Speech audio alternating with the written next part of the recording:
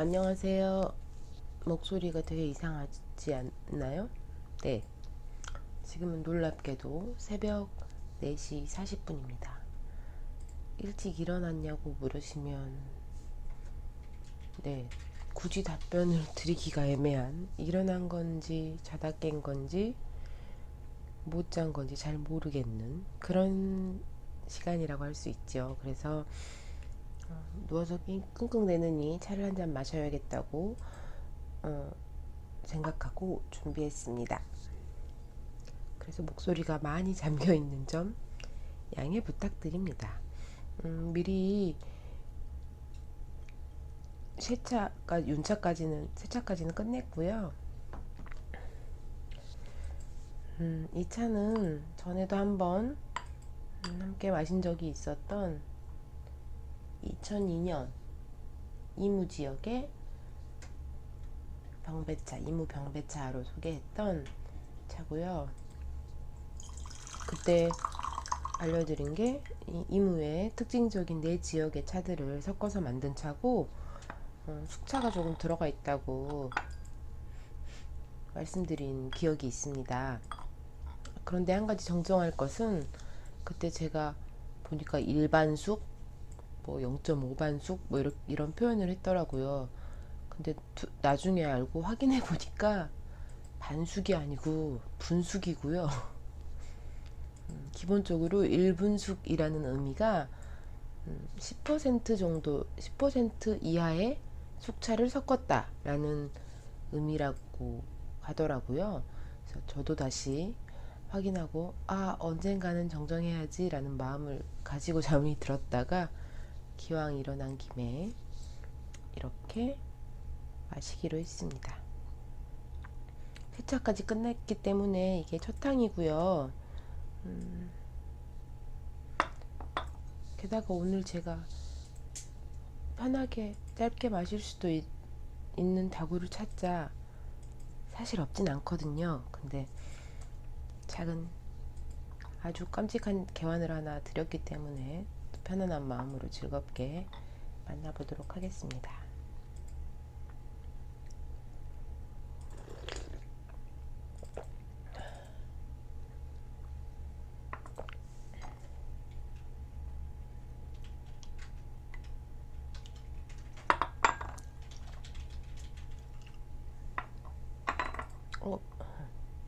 이 잔은 57이 된 잔이거든요.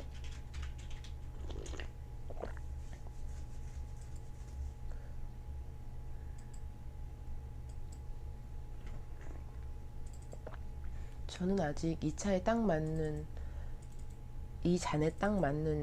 차를 못 찾았다고 생각하는데, 잔 자체로 제 취향에서는 예쁘기도 하고 매력적인 부분이 있어서, 언젠가 이 잔에 딱 맞는 차를 찾아주겠다고 생각을 하고 있습니다. 하지만 저와 함께 드시는 분은 이 잔을 몹시 마음에 들어 하시네요. 이 잔을 통한 맛도요, 약간 다르거든요.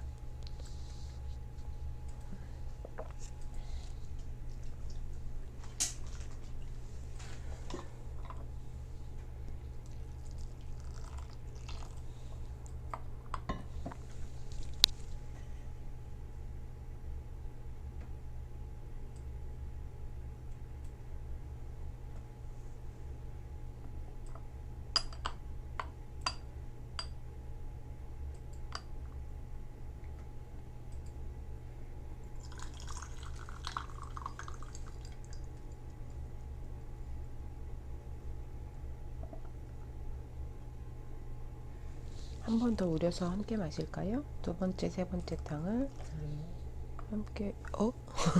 답변 감사합니다. 물을 조금 많이 들어갔군요.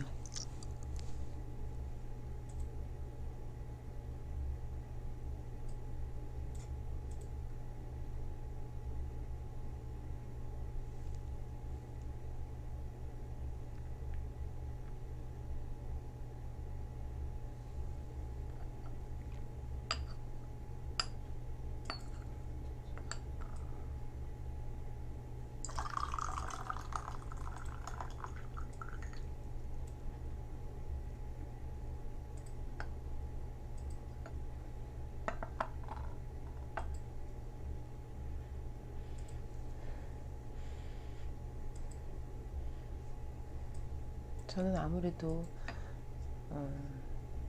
이런 표현은 좀 그렇지만 난 틀렸어 라는 생각을 오늘 했습니다. 최근에 며칠 사이. 이유는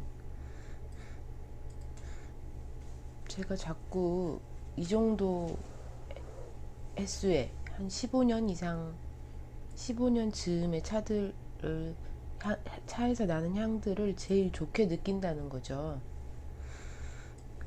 이 정도 차 정도 된 고수차나 고수병배차, 어쨌든 순료차, 아주 많이 섞이지 않은 애들에 나는 향을 제가 아주 좋아하더라고요. 너무너무 저에게는 향긋하거든요. 근데 오히려 다른 분들께서 향긋하다고 하시는 차들을 맛볼 때 저는 또 다른 느낌이고요. 근데 하필 만나기 쉽지 않은 아이들에게 현혹되었으니 저는 틀린 셈이죠. 하지만 즐겁습니다.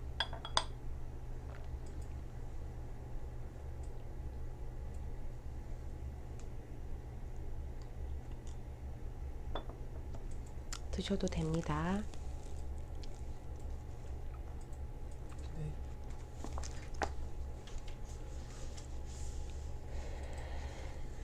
먼북으로 가는 길을 마저 계속 읽고 있는 중인데요.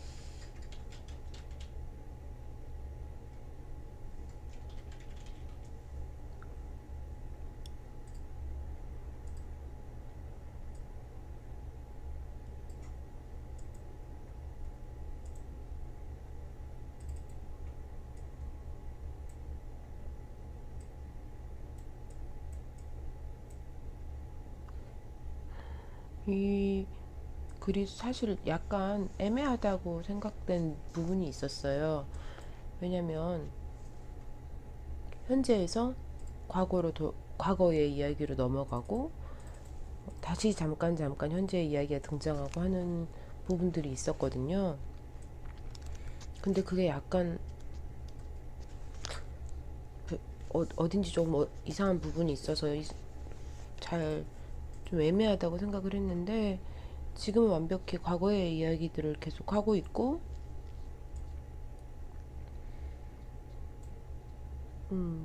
그 표현이나 이런 것들도 굉장히 멋지구나라는 생각을 하곤 합니다. 여기도 보면 그렇게 가까운데도 멀기만 한 그 얼굴이 그를 올려다보고 그를 투과하고 그의 너머를 보았다. 그런 때면 그녀가 모종의 무아지경에 빠져 있는 것 같았다. 눈썹이 몹시 선명하고 강렬했다. 밤의 불빛 속에서 은빛으로 타오르는 그녀의 푸른 눈은 그에게 초점을 맞추고 있는 것이 아니라 그냥 그를 똑바로 빤히 바라보는 것 같았다. 살짝 벌어져 있지만 웃음기 없는 그녀의 입술. 서서히 가라앉는 숨소리에 그는 몸을 기대고 뺨을 기댔다. 그 숨결을 아주 조금이라도 살갗에 느껴보려고. 그러면 이것이 환상이 아니라고 확신할 수 있을 것 같았다.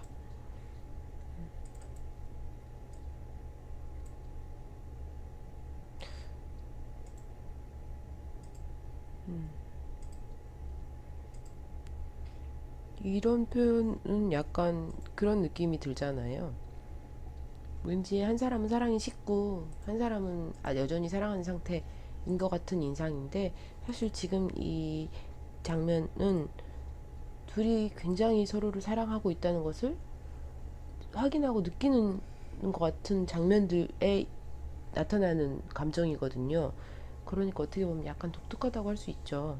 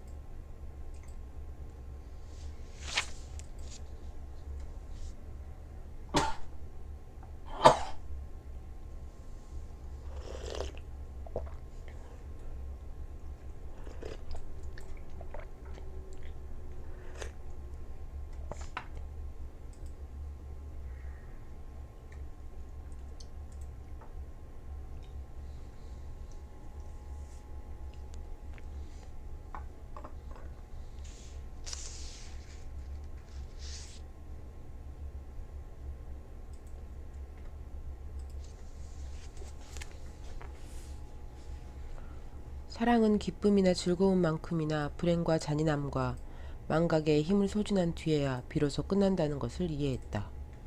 그녀는 밤마다 그렇게 누워 뱃속에서 깨진 유리 파편들이 굴러다니며 베고 베고 또 베는 것을 느꼈다.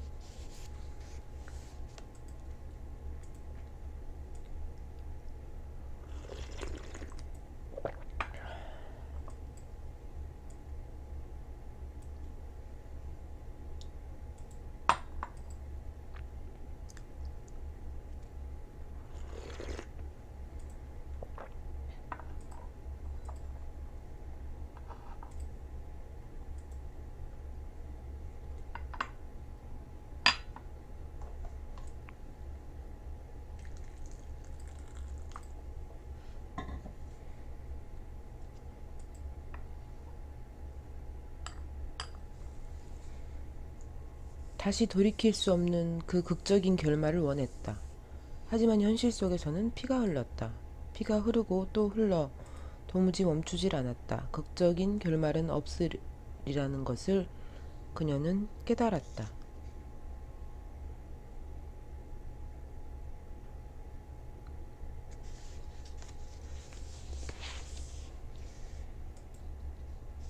굉장히 고통스럽긴 하죠.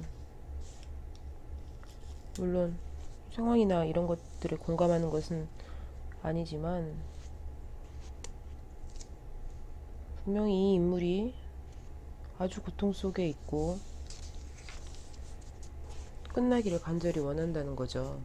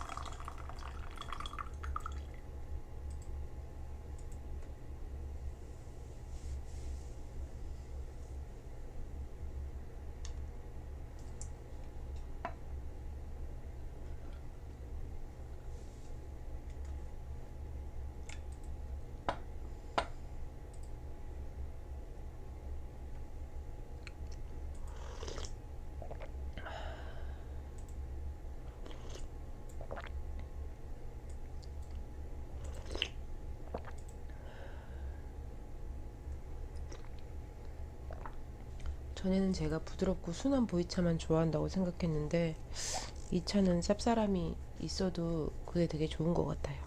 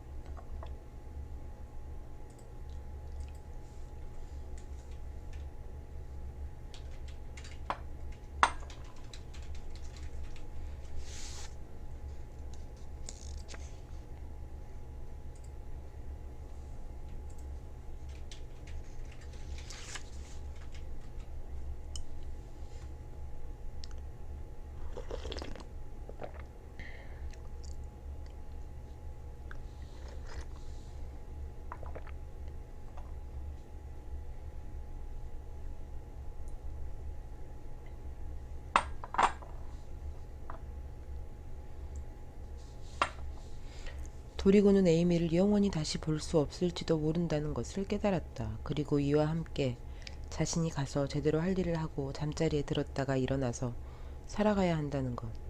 자신이 가슴속 가장 깊은 곳에 무엇을 품고 있는지 아무에게도 알리지 못한 채 어디든 전쟁이 이끄는 곳으로 가야 한다는 것도 깨달았다.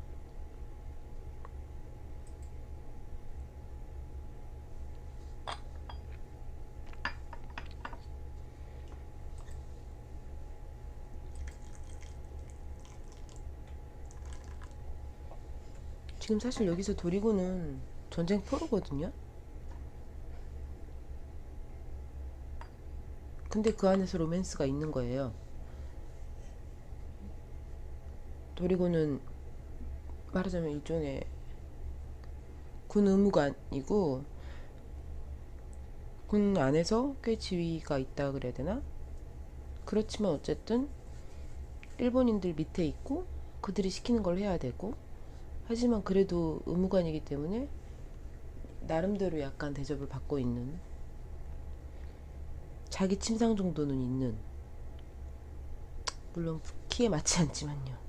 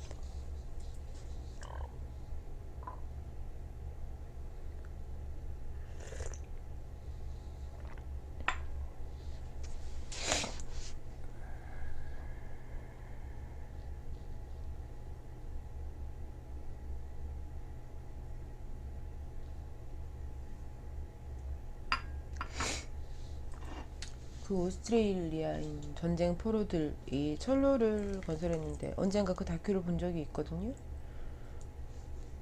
일본인들보다 체구도 훨씬 커요. 근데 맥없이 끌려다니고 벗어나질 못하죠. 그 철로를 건설하면서 사람들이 죽어나가고, 그때가 사실은 전쟁 뭐 초반이 아니고 후반이었고, 일본은 약간 마치 그것만이 이 전쟁을 이길 수 있는 해결책인 것처럼 굉장히 그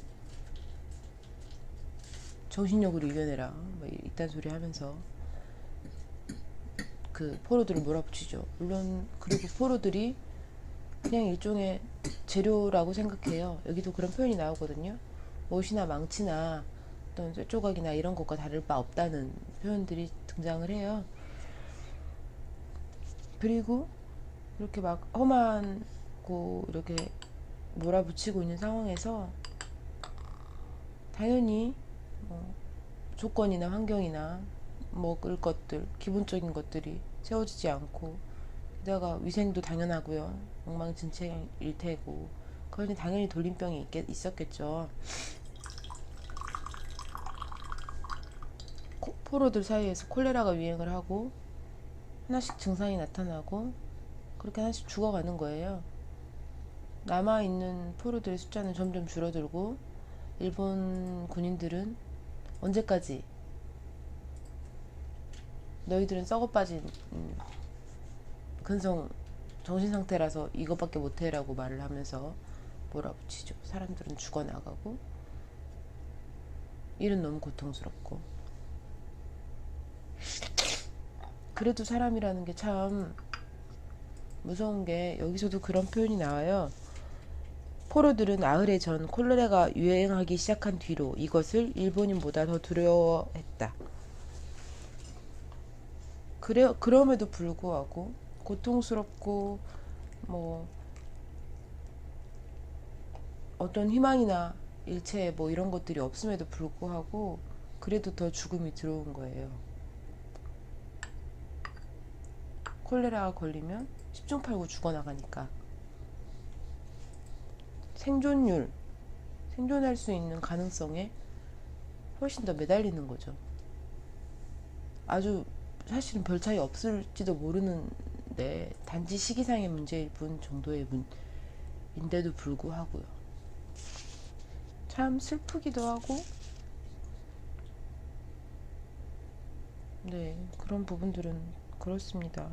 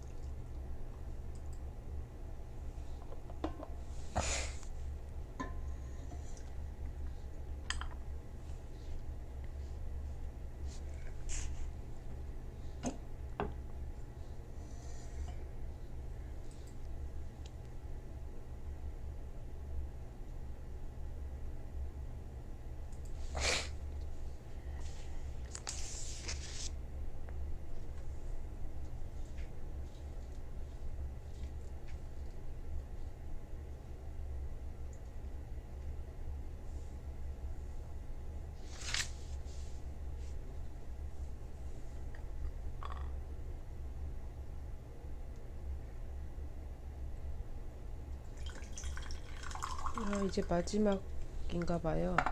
작은 개완에 조금 넣었더니 딱 몸을 따뜻하게 해주는 정도에서 끝나려는 모양입니다. 이걸 마지막으로 정리를 하면 될 듯 합니다.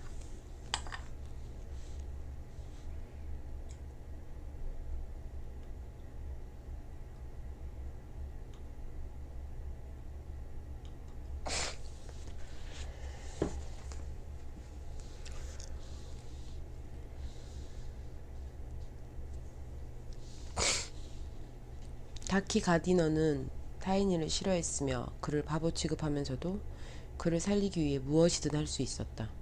용기, 생존, 사랑 이런 것들을 어떤 한 사람만 갖고 있는 것이 아니기 때문이었다. 그들 모두 이런 것들을 갖고 있었다. 그렇지 않았다면 그들 모두 죽었을 것이다. 그들은 자기들 중 한 명을 버리는 것은 곧 스스로를 포기하는 행위라고 믿게 되었다. 지금 여기서 다키 가드너는 다 일반 포로고요. 타이니도 포로인데 아주 건장하고 독실한, 종교가 독실한 인물인가 봐요. 그래서 자기는 일본군들이 이제 할당량을 정해주고 그 일을 시키고 하잖아요. 그런 과정에서 자기는 그 일을 너무 훌륭하게 재빨리 완수해내는 거예요. 일본군들이 요구한 것보다 더 빨리, 더 훌륭하게. 그러면 일본군들은 다시 그것들을, 할당량을 높이는 거죠. 그 사람의 기준에 맞춰서. 제일 빠르고 뛰어난 사람의 기준에 맞춰서, 그럼 너희들 여기까지 할 수 있겠네? 올리고 있는 상황이라서 이 사람이 약한 게 아니고 일본군한테 잘 보이려고 그러는 게 아니에요. 단지 태도 자체가 그런 거예요. 우리의 육체는 하나님께서, 주님께서 열심히 일하라고 주신 거야. 주어진 일을 그냥 최선을 다해서 무슨 경쟁하듯이 그냥 최고로 안수해내는 것만을 이 사람은 생각하는 거예요. 다른 사람들은 굉장히 고통스럽겠죠. 그냥 단순히 눈치 없네로 넘어갈 수 없는, 왜냐면 그것 때문에 그것을 쫓아가기 위해서 심지어 죽는 사람들도 있을 테니까요. 매질이 당하고. 그 사람도 너무 육체적으로 강인해서 뭐 다른 모든 질병들이 모두 피해가서, 걔한테는 고문도 뭣도 필요 없이, 기근도 고문도 의미가 없이 그 육체는 건장하게 유지될 것만 같았는데 맥없이 픽 쓰러지고, 그 뒤로는 여기서는 약간 죽음의 냄새 뭐 이런 식의 표현이 있어요. 그런 상황이 되는데 그것들을 모두 탐탁치 않게, 그 타인이라는 존재를 모두 탐탁치 않게 여겼음에도 불구하고 이 사람을 살리고 싶어 하는 거예요.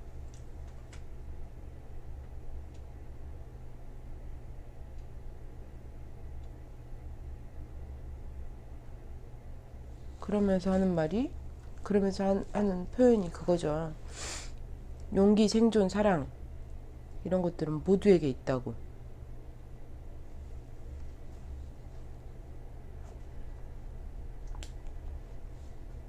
여러모로 생각할 것들이 참 많은 책이 아닌가 싶습니다.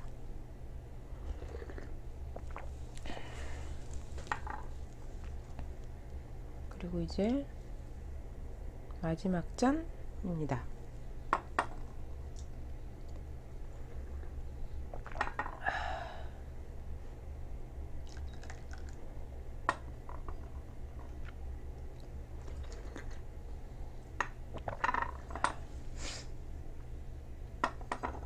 몹시 늦었으니, 아니 몹시 빠른가? 5시 반이니 몹시 빠르네요. 몹시 이르네요.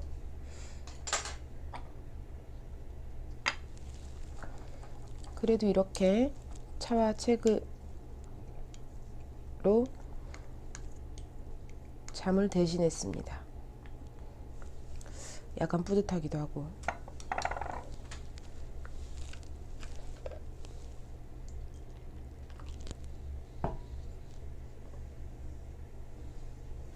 종종 생각해요. 밤에 더 잘 어울리는 차와 책이 분명히 있다는 생각을 하고, 언젠가 제가 가장 그렇게 읽었던 책 중 하나는 페소아의 불안의 책이었는데요. 이 책은 도저히 낮에 읽을 수 없어.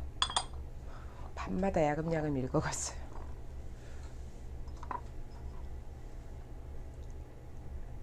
그런 책들이, 그런 문장들이 있는 것 같아요.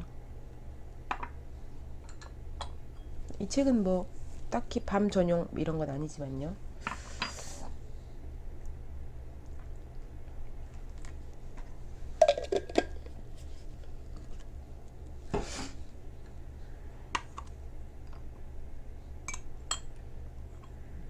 새로 구입한 개환의 게시도 잘했고,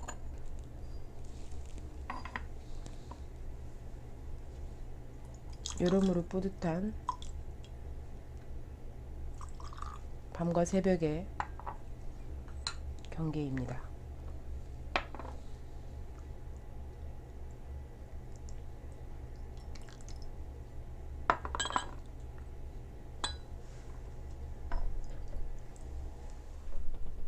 물론 제가 이것을 함께 하시는 분들이 언제 어느 때 보실지는 제가 알 수 없지만, 저에게는 몹시 이상한 기묘한 시간에 함께 해주신 것을 감사드립니다.